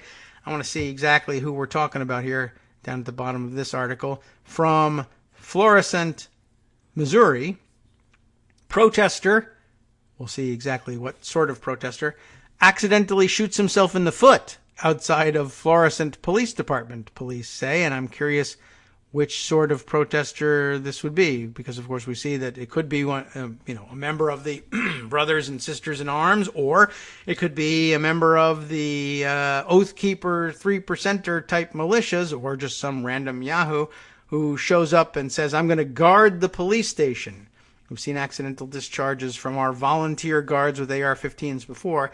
Last time I recall seeing that story was when the AR-15 brigade decided to come out and guard military recruiting stations, because who needs guards more than the military, you might ask, right? Well, there had been some shooting at a recruiting station, and so they were going to come out and guard it against the doubtless international network of terrorists who were coming to terrorize people signing up for the state National Guard or whatever, and they would help out by guarding the place, except that they accidentally fired their weapons, which is kind of a thing in the military, and they're getting much better at making sure that their guards don't do that. But these guys aren't military; they're just cosplayers. They weren't even wearing the costume at the time, just carrying the guns. Anyway, let's see what happened in Florissant. A protester, that's all we know so far, accidentally shot themselves, which is kind of the wrong terminology here. But a protester. We could identify the person as male or female and say whether they shot him or herself, but a protester shot themselves. Okay, I understand the temptation to do that when you either don't know or don't want to assume the gender of the person who did it. While demonstrating in front of the Florissant Police Department Tuesday night, according to police, the Florissant Valley Fire Protection District said they responded to treat someone for a gunshot wound. I'm surprised that if they're demonstrating outside the police department and a gun goes off, the police don't respond to that? Okay, well, they didn't. The Florissant Police Department said in a media release, they didn't respond, but they had a media release, that a protester that has continuously been present at the protest, as well as carrying a long rifle, accidentally discharged his own firearm, shooting himself. Police say they provided first aid, and that the man, there we now know, accidentally shot himself in the foot. So they did respond, but so they provided first aid, and the Florissant Valley Fire Protection District provided, I guess, second aid, and then the Florissant Police Department provided a press release to top it all off. Videos on social media show crowds continue to gather in front of the police department calling for an end to police brutality. Earlier this month, doorbell video showed former Florissant police detective Joshua Smith in an unmarked police vehicle strike an unarmed man and then taking him to the ground. Smith was later charged with assault and armed criminal action. So at least there was some charges there. Not much in the way of answers of what kind of protester we're talking about here. One of the Brothers and Sisters in Arms, or one of the just regular jerks in arms. But maybe we'll find out in the near future, but just, I don't know what to tell you. Be aware that sometimes when you see protesters of either kind walking around with the long rifles, they do all the sort of safety, well, I guess we'll harken back to the old MTV days, the safety dance, I suppose, of sticking that index finger up along the railing of the gun and holding it in that cosplay sort of fashion. I don't know if that's what was going on here, but at any rate, something happened and a bullet ended up coming out of the gun, and we just don't know how that could possibly happen. One of the things that really argues for keeping the protests unarmed, if possible. Okay, let's see. Only a few minutes left here. I made some reference at the beginning of the show to yet other statues coming down, and apparently we're now entering that stage where people are I guess they're just pulling down anything they can find at this point. I did see some reports last night that a statue in Wisconsin had been pulled down, and it was in fact a Civil War statue. The issue, though, was that it was the statue of someone who had fought, and apparently rather courageously, on behalf of the Union in that. And, well, that was puzzling to some, and no indication yet whether this had been pulled down because of any particular opposition that for reasons unknown, to this person, or just by accident, or whether it was people who just wanted to pull down a statue and this was the only one around, or whether this was some sort of false flag operation in which alt-right people would pull down the statue and say that leftists had done it and look how stupid that is. No real answers so far, but well, there's I don't know. There's a rash of discussion about it. Here's the story from Forbes. Protesters in Wisconsin drew condemnation late on Tuesday after tearing down the statue of abolitionist Hans Christian Heg. I'm sorry, I read that too fast. Hans Christian Heg, H-E-G. I don't know if I'm pronouncing that correctly or not. And yeah, so lots of discussion about it. Let's see, here's another tweet that says, in Wisconsin, quote, protesters, that's interesting too, tore down a statue to Hans Christian Heg, a Norwegian-American abolitionist and Union soldier who was killed at the Battle of Chickamauga in 1863. He led the only all-Scandinavian regiment in the Union Army. That's also an interesting tidbit. Welcome, they say, to mobocracy. And we're trying to figure out whether or not this was a real sort of protest or what. Let's see. Here's somebody else who says they took pictures of it and that the protesters got very confrontational when I tried to film them.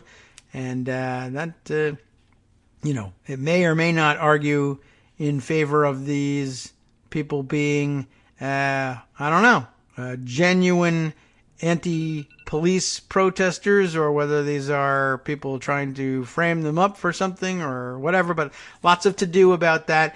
My own personal position on this is that some amount of bronze has been moved from a few feet above the ground to down on the ground, and now I just don't know what to do. And it may be insulting to the memory of Hans Christian Heg, but, you know, insults to real live people happen all the time. And it's just the flu or something like that. But for statues, I don't know. This doesn't really offensive to me, and I don't really know what's going to change in my life now that the statue is down. And of course, if he's a great guy, they could put the statue back up, or they could say they don't really need statues at all anyway. So what's the difference? But a lot of Democrats and progressives and good friends on Twitter are insistent about wringing their hands over this thing, and I would suggest that you stop. Chances that anybody outside of Madison, Wisconsin has any real idea, except for Civil War nuts and I guess descendants of Hans Christian Heg, who Hans Christian Heg was, I would be surprised about that. And they can still learn about it in books even without the statue there. Still, I suppose it would be best if everything was awesome instead of it containing either a few mistakes or some intentional misdeeds. by those looking to make protesters look bad, but it's a chaotic situation out there. And quite honestly, I think something will distract you probably before we finish the program, and we're almost done with the program. It is time now to hand things over to Justice Putnam for the West Coast Cookbook and Speakeasy. Let's jump right over to his summary of what he's got prepared for you and prepare you for the show as well. Let's see, Dr. Fauci, he says, wasn't kidding when he gave a fiery answer to a GOP, remember we have to pronounce it that way, GOP question about masks. I did see that one. Elsewhere, Iowa regulators found no violations at the Tyson plant, amazingly, that suffered a deadly outbreak of COVID that killed 5 workers because of a lack of safety measures. That's interesting. They found no violations, and yet all that death. From Daily Co's Radio on well. netrootsradio.com. You have been listening to the Kagro in the Morning Show with David Waldman. Down in Charleston, they voted to remove the statue of slaver John C. Calhoun, and a federal judge denied the American women's soccer players' immediate appeal of his decision to throw out their claim of unequal pay against the U.S. Soccer Federation. More news from around the country and around the world coming up next with Justice. Stay tuned.